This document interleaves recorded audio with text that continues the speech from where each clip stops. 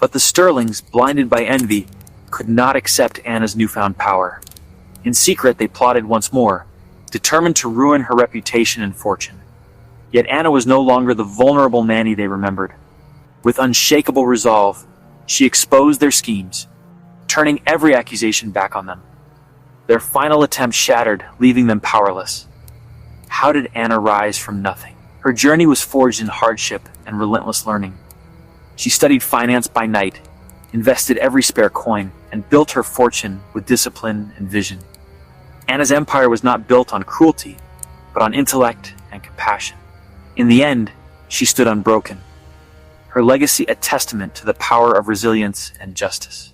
Anna was a study in quiet resilience, a ghost in the grand tapestry of the Sterling estate, worn-out apron on a hook. She came from a world of cracked pavement, shared walls, where kindness was currency. Hard work was the only inheritance. Her hands, chapped from labor, were gentle. In the Sterling mansion, cruelty was not a sudden storm, but a constant corrosive drizzle. It wasn't found in overt blows or raised voices.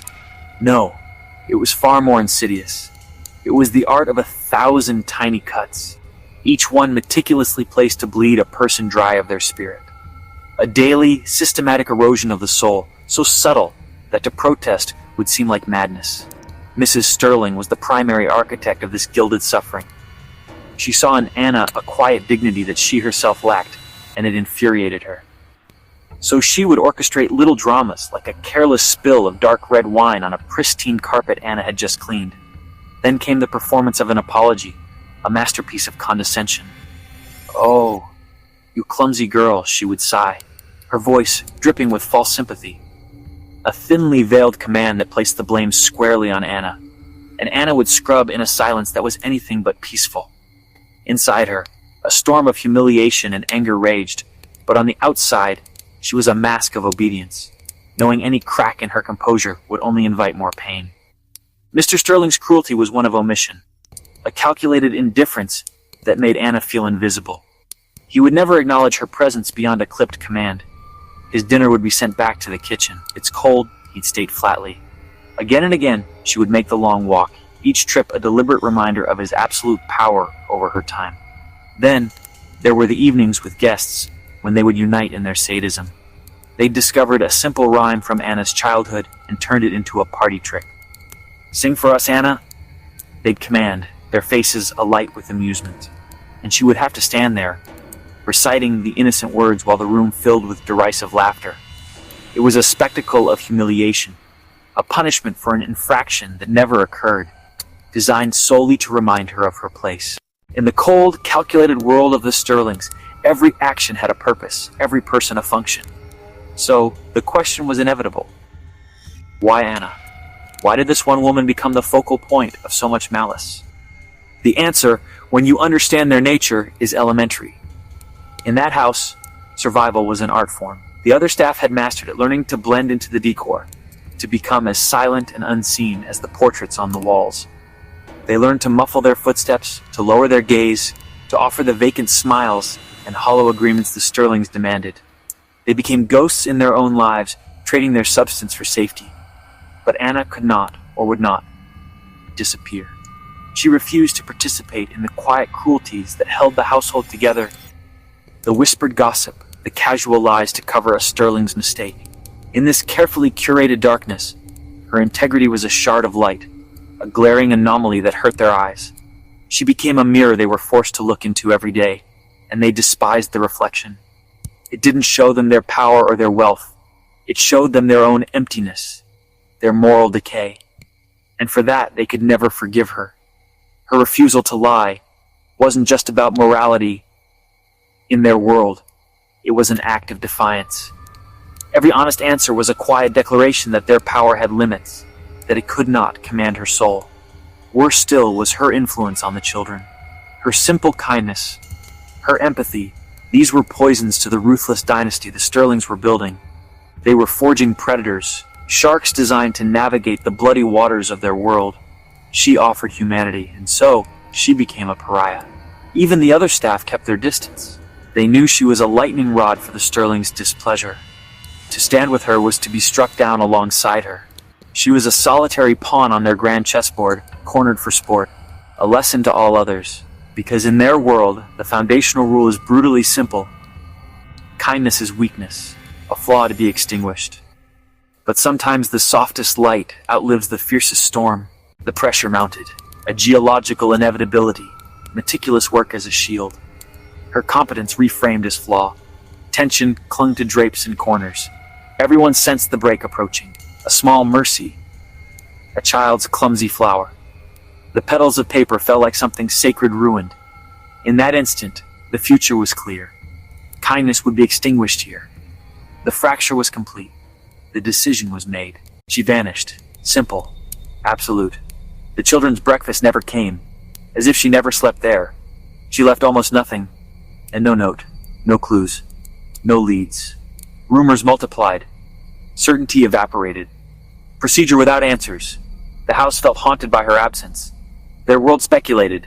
They posed concern. They had intended to break her. She removed herself from the game. A question mark bloomed at the center of their perfect world. The Sterlings soon discovered Anna was gone. Panic turned to fury as they realized she had outwitted them. Determined to find her, they searched every room, their voices echoing with threats. In the shadows of the estate, the Sterlings whispered of revenge. Their hatred grew, vowing that if Anna was found, she would not escape again. They sent their most loyal servants and hired men into the night, scouring the grounds and nearby roads, desperate to silence Anna forever. The world saw a mystery. She was the architect of her own liberation.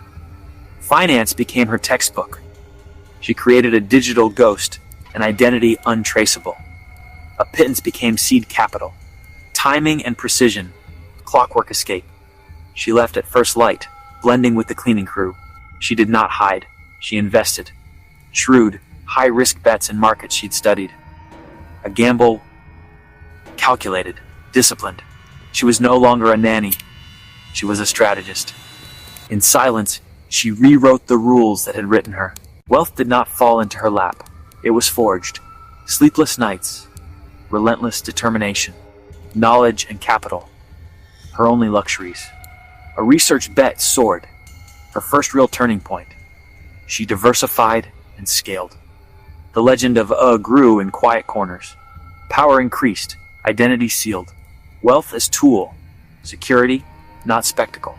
She remained humble, disciplined, focused. Satisfaction in the victory of earning it. From nothing, an empire of intellect. In place of the nanny stood a woman of mysterious power. Fortune is a fickle mistress. The Sterlings, blinded by arrogance, never saw the precipice. Their empire, built on moral shortcuts, began to rot from within. Bad bets and unchecked greed led to a scandal that bled their coffers dry. The Sterling name, once a symbol of power, became a public disgrace, feasted upon by a relentless media. Late one stormy night, Anna crept through the shadowy corridors, heart pounding. A faint light flickered beneath the study door. Inside, she found hidden ledgers and coded documents, evidence of an illegal empire built on fraud and shadowy deals. As she pieced together the truth, footsteps echoed behind her. She froze, realizing she was not alone. The Sterlings burst in, faces twisted with fear and rage. Anna stood her ground, holding the damning evidence. "You always underestimated me," she said, the voice steady. "But I see you now for what you are." The room crackled with tension as the truth hung in the air, unspoken threats passing between them. The Sterlings, cornered and defeated, could only watch as Anna walked away, the evidence clutched in her hand. Their empire was crumbling, and Anna was no longer afraid. Then came the auction, a public spectacle of their ruin. Each treasure was paraded before former friends and rivals. It wasn't just a sale, it was a ritual of humiliation. Confined within the cold, emptying rooms, their cruelty turned inward. The perfect facade shattered, revealing a lifetime of dysfunction as bitter accusations replaced polite conversation. Unseen, a final trap was laid. Their debts were quietly acquired by a mysterious entity known only as A. Utterly broken, they had one last gambit, an appeal to this faceless power, a plea for a mercy they had never shown. The meeting was granted. The person who entered was not a rival tycoon, but someone poised, powerful, and hauntingly familiar. A wave of sickening recognition washed over them. It was Anna, their former nanny. She stood where she had once been scorned. Now, they were the supplicants, their pleas a grotesque parody of the obedience they once demanded. The power dynamic was irrevocably reversed. There were days when Anna was left to starve, her stomach aching as the Sterlings dined in luxury.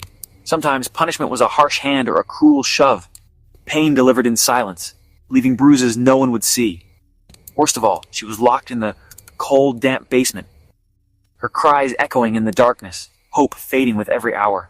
"I will not help you," she said, her voice cold and unyielding, slicing through their desperation like a blade.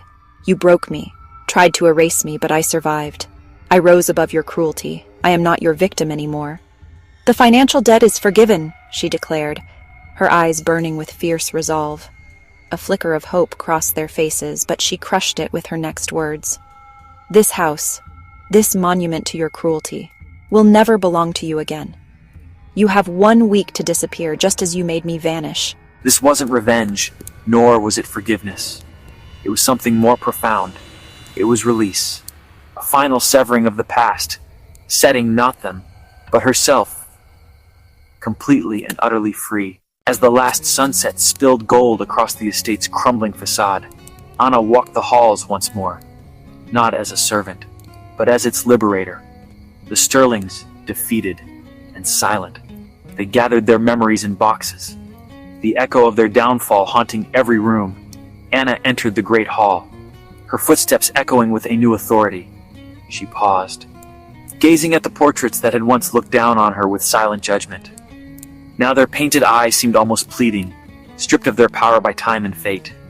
The Sterlings approached her, their pride gone, replaced with a fragile humility. For the first time there were no demands, only a quiet, desperate gratitude. They asked her, "Why spare us?" Anna answered, "Because I refuse to become what you were." With that, she turned away from the past. Stepping into the dawn of her own future, the estate, once a prison, would now become a sanctuary, a place of healing, not harm. Outside, Anna breathed in the morning air, no longer burdened by the weight of old wounds. She had not just reclaimed her dignity, she had transformed her pain into purpose.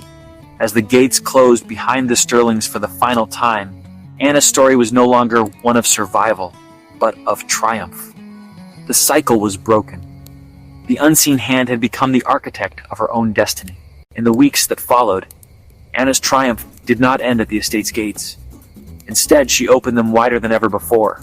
Her first act was to welcome her family, those who had supported her in silence, into the heart of her new sanctuary. The rooms, once echoing with loneliness, now filled with laughter and warmth.